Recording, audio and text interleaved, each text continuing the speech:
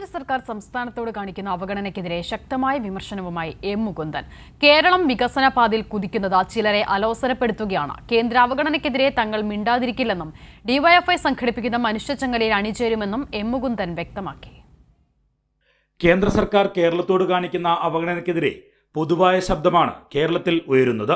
മുഖ്യമന്ത്രിയും മന്ത്രിമാരും നവകേരള സദസ്സിലൂടെ തുറന്നുകാട്ടാൻ ശ്രമിച്ചതും അതായിരുന്നു. കേന്ദ്ര അവഗണനയ്ക്കെതിരായ ശക്തമായ വിമർശനവുമായി രംഗത്ത് വരികയാണ് സാംസ്കാരിക ലോകവും.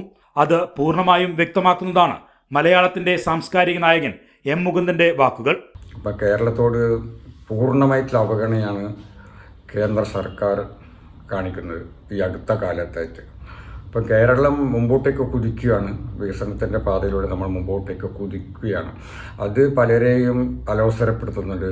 അതിനെ തടസ്സപ്പെടുത്തുവാൻ വേണ്ടിയുള്ള ഒരു ശ്രമമാണിത്. നമ്മൾ മുമ്പോട്ട് പോകരുത്, നമ്മൾ നിന്നിടത്ത് തന്നെ നിൽക്കണം, അല്ലെങ്കിൽ നമ്മൾ പിറകോട്ട് പോകണമെന്ന് ആഗ്രഹിക്കുന്ന കുറേയധികം ആളുകൾ നമ്മൾ ഡൽഹിയിലുണ്ട്. അപ്പം അതിനെതിരായിട്ടാണ് നമ്മൾ ഈ മനുഷ്യച്ചങ്ങല തീർക്കുന്നത്. അപ്പോൾ ഈ ചങ്ങലയിൽ കൂടി നമ്മൾ നമ്മുടെ പ്രതിഷേധം അറിയിക്കണം. അപ്പോൾ ഈ ചങ്ങലയിൽ കേരളത്തെ സ്നേഹിക്കുന്ന എല്ലാവരും പങ്കെടുക്കണം, ഞാനും അതിലുണ്ടാകും. കേന്ദ്ര അവഗണനയ്ക്കെതിരെ സാംസ്കാരിക ലോകം മിണ്ടാതിരിക്കില്ലെന്നും എം മുകുന്ദൻ മുന്നറിയിപ്പ് നൽകുന്നു. കേന്ദ്രം കേരളത്തോട് കാണിക്കുന്ന അവഗണനയ്ക്കും കേന്ദ്ര നിയമന നിരോധനത്തിനും കേരളത്തിലെ റെയിൽവേയോടുള്ള അവഗണനയ്ക്കുമെതിരെയാണ് ഡിവൈഎഫ്ഐ ജനുവരി 20 മനുഷ്യച്ചങ്ങല സംഘടിപ്പിക്കുന്നത്.